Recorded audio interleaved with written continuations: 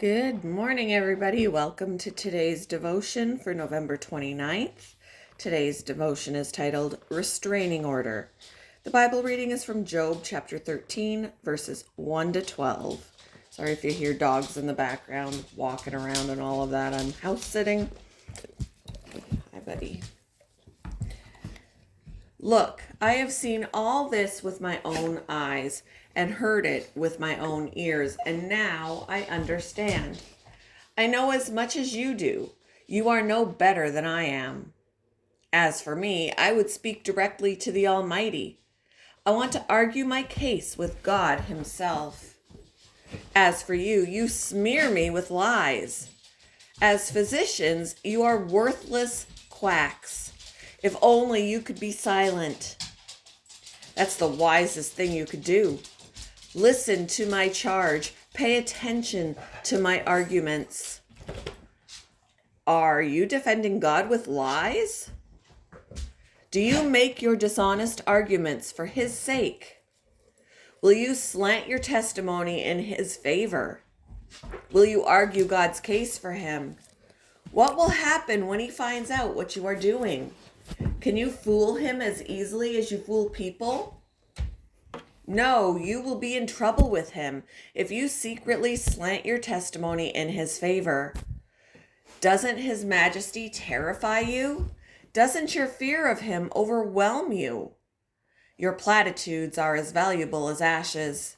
Your defense is as fragile as a clay pot.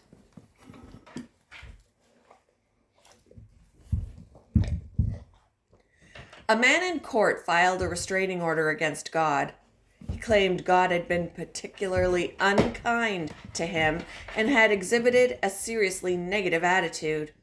The presiding judge dismissed the suit, saying the man needed help, not from the court, but for his mental health. A true story, humorous, but also sad. But are we so different? Don't we sometimes want to say, "Stop, God, please, I've had enough"? Job did. He put God on trial. After enduring unspeakable personal tragedies, Job says, "I want to argue my case with God Himself." Hush. And imagines taking God to court. Hold on. He even puts forth a restraining order. Withdraw your hand far from me and stop frightening me. Job's prosecution argument wasn't his own innocence, but what he viewed as God's unreasonable harshness. Does it please you to oppress me? Sometimes we feel God is unfair. In truth, the story of Job is complex, not providing easy answers. God restores Job's physical fortunes in the end, but that isn't always His plan for us. Perhaps we find something of a verdict in Job's final admission. Surely I spoke of things I did not understand, things too wonderful for me to know. The point is, God has reasons we know nothing of, and there's wonderful hope in that. What occasions have prompted you to take God to court? Why is it okay for you to ask Him tough questions?